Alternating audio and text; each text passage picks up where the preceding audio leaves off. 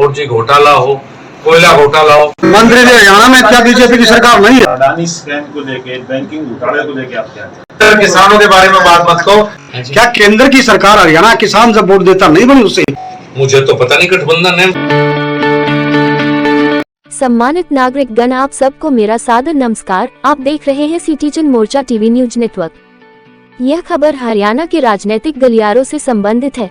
दरअसल इन दिनों हरियाणा प्रदेश में भाजपा जजपा गठबंधन को लेकर चर्चाओं का बाजार गर्म है।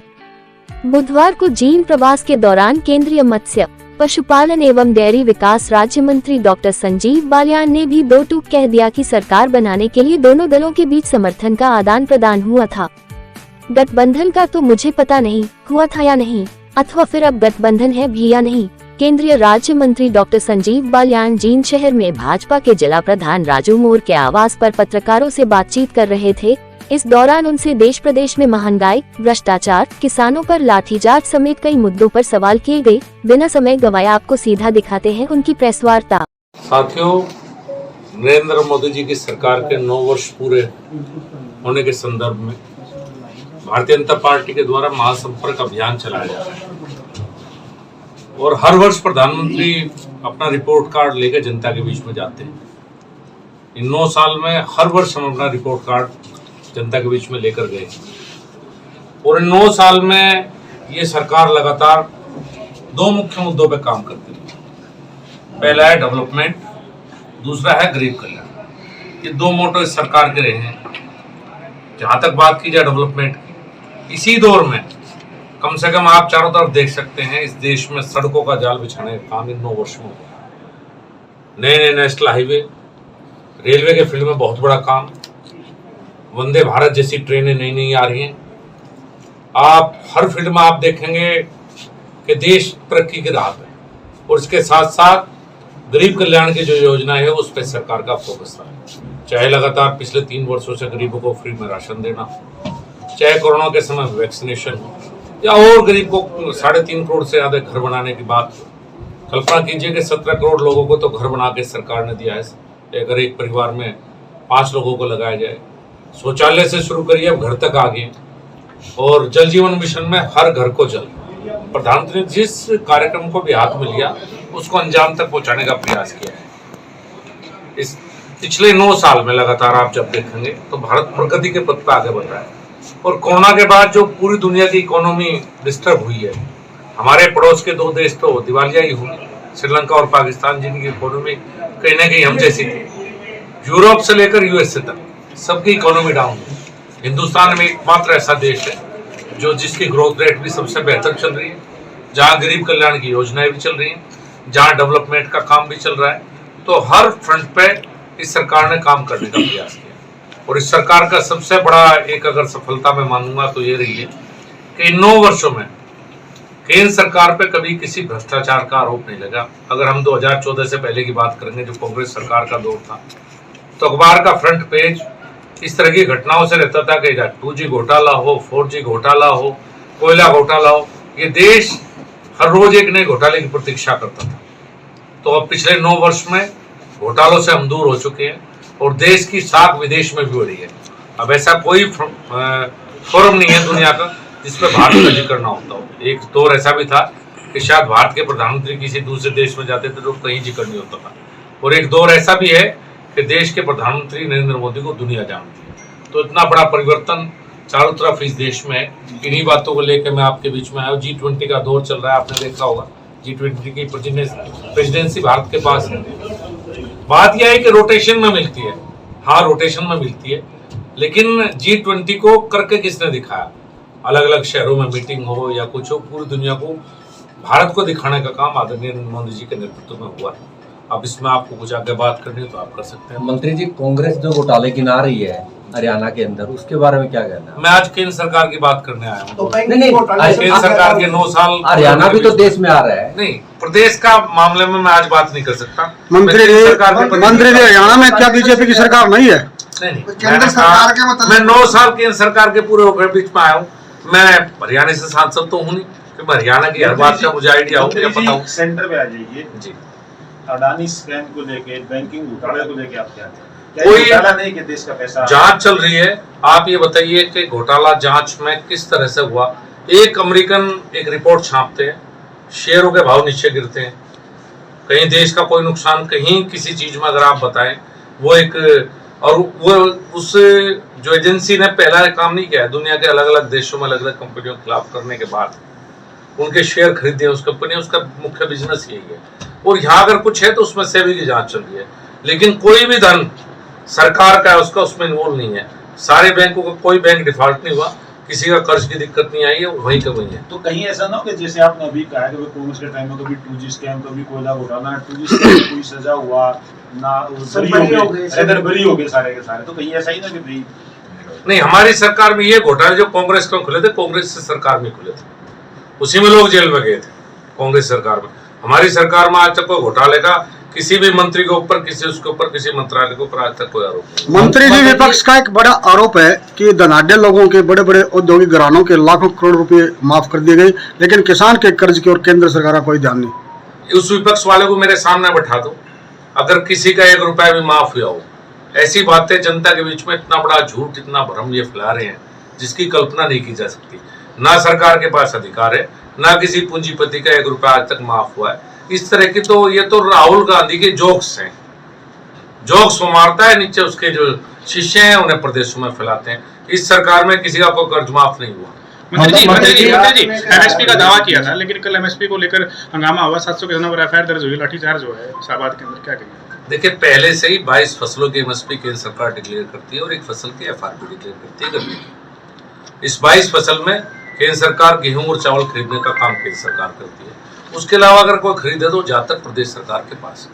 हरियाणा उन प्रदेश में रहा है कि जहां ज्यादातर चाहे बाजरा हो, हरियाणा राजस्थान से किसान बाजरा बेचने के लिए आते हैं, उत्तर प्रदेश के किसान गेहूं और चावल लेकर हरियाणा आते हैं। हरियाणा में पहले से व्यवस्था ठीक रही, मैं नहीं कहता मेरी सरकार में ठीक हुई, पहले से व्यवस्था ठीक हुई है। अगर कल मुझे आज यहाँ के पता लगा है कि सोयाबीन का कुछ हुआ है, तो मैं सरकार से अनुरोध करूंगा, अगर एमएसपी से नीचे बात करेंगे तो निश्चित रूप से मुझे ये नहीं पता कि वहाँ क्या परिस्थितियां रही हैं। चलिए, अगर किसानों के बारे में बात मत कहो, 1 साल किसान आंदोलन चला, एक डंडे का कहीं प्रयोग नहीं हुआ, 750 किसान चारों तरफ से दिल्ली में चारों तरफ से रहा। बहुत तोड़े किसान, कुरुक्षेत्र ऐसा आप योगी के बारे में कहते हो पिटा दिल्ली में भी कुछ, दिल्ली में भी कोई ऐसी बात नहीं। 1 साल किसान रहा और कहीं किसी किसान के पास दिल्ली के चारों तरफ कोई भी लाठीचार्ज, कोई बल प्रयोग, दिल्ली में चारों तरफ सारे बॉर्डर सील थे, लेकिन सरकार ने कोई ऐसा क्या केंद्र की सरकार हरियाणा के वोट में से नहीं बनती? क्या केंद्र की सरकार हरियाणा किसान जब वोट देता नहीं बनी उससे? आप केवल केंद्र की बात कर रहे हैं, तो फिर क्या लाठीचार्ज सरकार का लोकतंत्र में सही रवैया है? नहीं, मैं ये नहीं कहता बिल्कुल भी, मैं इसका समर्थन कभी लाठीचार्ज का किसान के ऊपर नहीं कर सकता। मुझे नहीं पता कि वहां परिस्थितियां क्या थी, मैं कहा, क्योंकि जिस परिस्थितियों को मुझे ज्यादा जानकारी नहीं उसके मैं जवाब आपको दूं वो मेरे लिए संभव नहीं। मैं के हरियाणा के हर बात का सवाल का जवाब इसलिए दे सकता क्योंकि मुझे यहाँ की हर समस्या, हर बात का नहीं पता। चलो मंत्री जी, इतना बताओ कि एमएसपी पे फसलों की खरीद की गारंटी का कानून बनाने की बात प्राइम मिनिस्टर ने कही थी, कमेटी बनाने की भी बात है, कमेटी बनी हुई है। अब तक कब तक करेंगे? 2024 कमेटी अपनी रिपोर्ट देगी। देखिए, खरीद से मैं ये नहीं कहता कि किसान की सब समस्या का समाधान इस सरकार ने कर दिया, मैं वैसा दावा बिल्कुल नहीं कर रहा। आजादी के बाद आज तक किसान सबसे कमजोर कड़ी है, मैं किसान होने का नाते से स्वीकार भी करता हूँ। अगर कोई जो पिछली सरकार के लोग कहते हैं एक दिन में किसी समस्या का समाधान है, हमने कई गुना खरीद की वक्त बढ़ाई है, चाहे गेहूं हो या चावल हो। आप हरियाणा का रिकॉर्ड देखिए, आप पूरे देश का रिकॉर्ड देखिए, कई गुना ज्यादा खरीद बढ़ी है। अभी भी और सुधार की गुंजाइश है, लेकिन किसी समस्या को जो 60 साल में नहीं कर पाए वो हमारे ऊपर उंगली उठाएंगे 9 साल में। जो 60 साल में अगर ऐसा ही था तो ऐसा तो है नहीं कि कांग्रेस के राज में प्रदेश में भी ज्यादातर कांग्रेस का राज रहा, केंद्र में भी कांग्रेस का सारा राज रहा। ऐसा तो होने कि किसान इन 9 साल में हमने गरीब कर दिया हो, लेकिन इन 9 साल में कुछ काम हुए, किसान के लिए बहुत से काम होने बाकी हैं। निश्चित रूप से आपके किसान के लिए कुछ बेहतर होने की और संभावना है। मंत्री जी, 2024 के चुनाव में खासकर लोकसभा आप केंद्र की बात कर रहे हैं, हरियाणा में जो फिलहाल गठबंधन चल रहा है जसपा के साथ, क्या लोकसभा में भी रहेगा? मुझे तो पता नहीं, गठबंधन है, सरकार बनाने के लिए समर्थन का आदान प्रदान हुआ था, गठबंधन तो पता नहीं है, नहीं लोकल नेता बता पाएंगे इस बारे में। नहीं, आपको क्या लगता है रहना चाहिए गठबंधन? अब ये संगठन तय करेंगे, मेरी बात तो इतनी मानने की नहीं कि मेरे कहने से आया ना कर दें। मंत्री जी, आप केंद्र की बात कर रहे हैं, रसोई गैस सिलेंडर जो 9 साल पहले और आज जो बढ़ोतरी है उसमें 33% से ज्यादा की बढ़ोतरी है, गरीब की पे महंगाई की मार कैसे देखते हैं? देखिए, गैस की और पेट्रोल की कीमतें कुछ बढ़ी है, लेकिन अगर आप तुलनात्मक आधार पर देखेंगे, देखिए तुलना है कि कितनी महंगा बढ़ी, तुलनात्मक आधार पर देखेंगे ऐसा है कि 9 साल में खाद की कीमतें भी नहीं बढ़ी।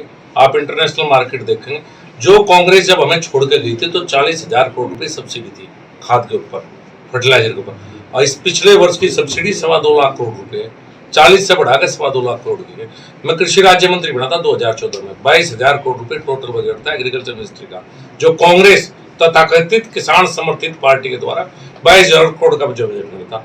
आज वो 2 मंत्रालय हैं, 1,25,000 करोड़ रुपए कृषि मंत्रालय का बजट है और करीब 12,000 करोड़ रुपए पशुपालन मंत्रालय का बजट है। 25,000 करोड़ से बढ़ के 1,37,000 करोड़ रुपए केंद्र सरकार के कृषि मंत्रालय का बजट है। मंत्री जी, कल जेल में अरविंद केजरीवाल जी आ रहे हैं, आप नेताओं का आरोप है कि हमारे को देश और प्रदेश से भाजपा को भगाना है, आपका क्या कहेंगे? थोड़े बहुत रह रहे भाई, वे पता नहीं कब तक जाएंगे अंदर बेचारे, पहले ही बहुत है अंदर, अपनी सरकार में जेल में बना लेंगे, वही मंत्रिमंडल का गठन हो जाएगा सारा सारा। मंत्री जी, आपने अभी कहा गरीबों के लिए आपकी केंद्र सरकार काम कर रही है, लेकिन हर साल गरीब बढ़ते जा रहे हैं, घट तो नहीं रहे। नहीं जी, गरीब बढ़ नहीं रही, आपका आंकड़ा दुरुस्त नहीं है। नहीं जी, जींद में देखो, मैं जींद की फिर कोई बात होगी, अगर आप मैं जींद का जवाब, बीपीएल परिवार जींद का जवाब तो जींद के विधायक देंगे। मैं ये कह रहा हूँ कि 10 करोड़ लोग उस रेखा से बाहर रहे हैं, जो हमारे केंद्र सरकार के आंकड़े, वो जींद का विधायक आपके बीच में विषय रखता है। चलो छोड़ो, इतना आप बता सकते हैं कि भाई ये देश कब तक मुफ्त का रोटी खाएगा? क्या ऐसी कोई व्यवस्था हो सकती है कि भाई मुफ्त आपको ना देना पड़े? ये शर्म की बात है। जब प्रधानमंत्री, बुरा लगता है आपको भी, शायद बुरा लगे, जब प्रधानमंत्री जी कहते हैं इतने लोगों को मुफ्त ना दे रहे हैं, ये शर्म की बात है। ये कोई गरीबों को छिपाने के लिए दीवार निकाल दी जाती है। मतलब अगर मुफ्त का खाना भी मुफ्त है। देखिए, बहुत बड़ा देश है, 140 करोड़ की आबादी का है। सिस्टम जो सड़ा गला मिला उसे आप अच्छी तरह जानते हैं, ऐसा नहीं कि आप उससे वाकिफ नहीं हैं, लेकिन समय लगेगा। 80 करोड़ लोग जिन्हें फ्री में राशन मिला वो सब गरीब भी नहीं है, ये आपको पता है, तो ये मुझे भी पता है। लेकिन 80 करोड़ को व्यवस्था सरकार ने कर रखी है। अच्छी व्यवस्था तो वही होती है कि सरकार, देश का हर व्यक्ति आत्मनिर्भर अपने पैरों पर खड़ा हो, ये आदर्श व्यवस्था तो वही है। और लेकिन इतना बड़ा देश है, अलग अलग तरह की विषमता है, आप भी जानते हैं। कहीं हम खुद तो नहीं बना रहे कि यार तुम करके ना खाओ, मिलता रहेगा, भूखा तो मन करा थोड़ा ना मिले। नहीं, ऐसा कौन चाहेगा कि ऐसा हो? ऐसा मेरे ख्याल से देश में कोई नहीं। मंत्री जी, राहुल गांधी जी का पिछले दिनों बयान आया था, उन्होंने कहा पूरे देश की जनता भाजपा को सत्ता से हटाने जा रही है, क्या कुछ कहेंगे? आपको लगता है जिस तरह जो विपक्ष इकट्ठा हो रहा है, ये या दक्षिण में रिजल्ट आए इसी में सप्लीमेंट्री, जिस तरह का दक्षिण में भाजपा को रिजल्ट मिल तो राजीव गांधी को प्रधानमंत्री बना ही दोगे आप लोग, जब अपने सारा देश हम हटाना चाह रहा, वो बेचारे पे अपने तो बचाई नहीं जा रही। कुछ कहाँ है ये? आप लोगों ने हरियाणा में थोड़ी सी बचा कर रख रखी कांग्रेस, हमारे यहाँ तो दिखाई भी देती कांग्रेस। तो एक जमाने में कांग्रेस हुआ करती थी, हमारे यहाँ तो यहाँ बचा रखा जी, कांग्रेस कुछ नहीं बचा रखी।